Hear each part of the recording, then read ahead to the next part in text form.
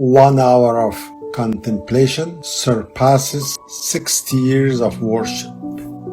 The third chapter from the book, Knowing Oneself, Knowing God. Praise be to God who has guided us to this path. Never could we have found guidance had it not been for the guidance of God. In light of this chapter, we will engage with contemplation. And the subject of our discussion will be the prominent and privileged position of mankind among all other creatures. We will look at the various forms of creations and substantiate that this prominent and distinguished position of humanity among all living creatures is not spontaneous or by coincidence, rather the absolute supervision and control of one Creator, God Almighty. God is the beginningless. Therefore, everything in the creation must have a beginning. So, God has created everything from nothing. Therefore, we start in the name of God, who opened the door of nothingness, and from it created trillions and trillions of non-living, living, and so forth creatures with incredible and rare forms and sorts. Therefore, we ourselves were in non-existence. Now think for a minute that had God not brought us from non-existence to existence, we would have never even existed now. We had no rights over God to bring us from non-existence to existence. Our very existence is purely a favor from God to ourselves to bring us from non-existence to existence. Had God willed to bring us from non-existence into existence, He could have brought us, or He could have created us in the form of non-living things, such as sunlight, temperature, water, air, wind, rocks, and soil.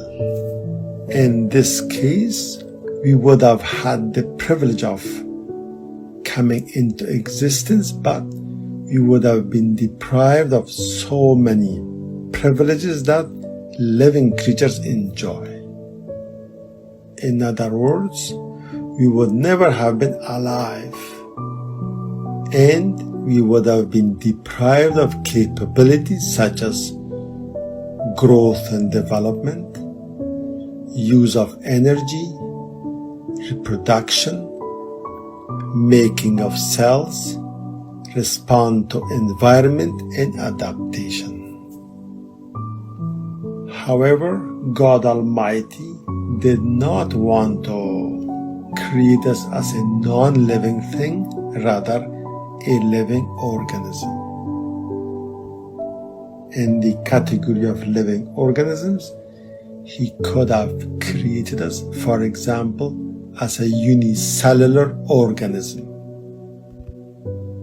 We could have been, for example, bacteria, but deprived of so many privileges that multicellular organisms enjoy.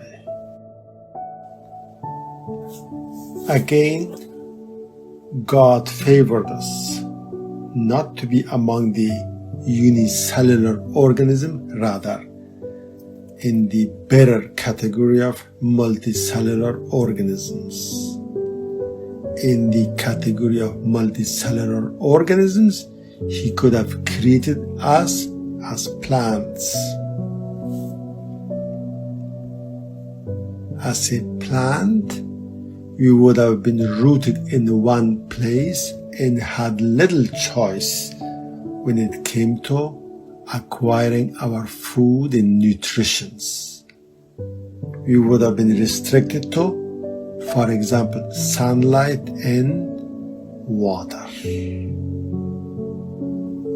And when it came to respiration, we had to inhale carbon dioxide. Among animals, He could have created us in the form of a fish. Our lives would have been restricted to simple aquatic environment, that is, in the river or in the oceans, and we would have never had the opportunity to explore the beauty of the land. This is only one example. There are many other examples that you can think of yourself. On the land, He could have created us in the form of a reptile, for example, a lizard, carrying out the simplest form of life and living in the simplest habitats. Bear with the cold and hot temperatures and eat the simplest form of foods. Better than reptiles, He could have created us in the form of insects, living in a simple local neighborhood, feeding on simple foods, and having a short lifespan.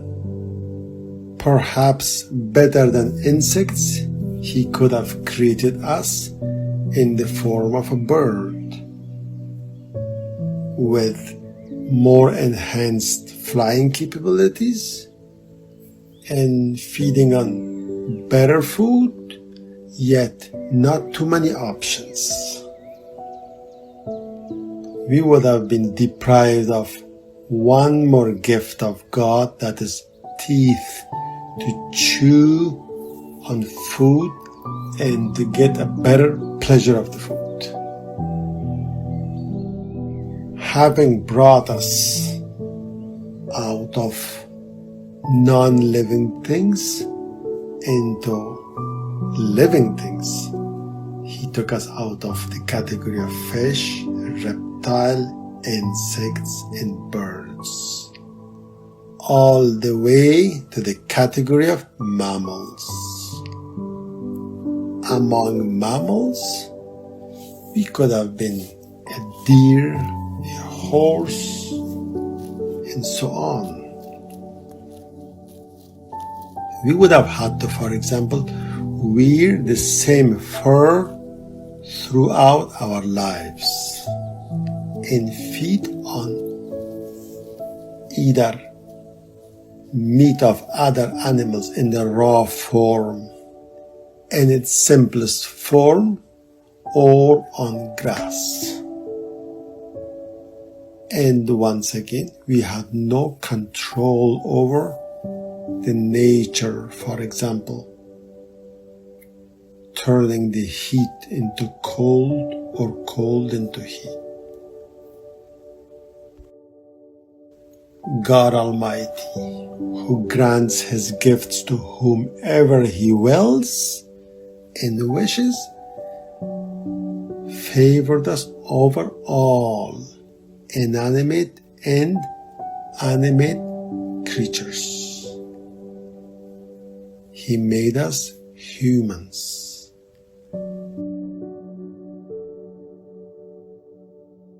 As humans, we have millions and billions of advantages over all other non-living things and living organisms. We have full control over the nature, For example, we can turn heat into cold and cold into heat. We have luxurious habitats. We can wear whatever outfit we want to beautify ourselves and feel comfortable and exactly per weather conditions. And the privileges that we have over all other creatures are countless. After all, why, O mankind, representatives of God on earth, don't you ponder that before your creation, the exalted, most gracious, most merciful one had bestowed all these favors unto you. So let us acknowledge that His will was to create ourselves in the form of mankind.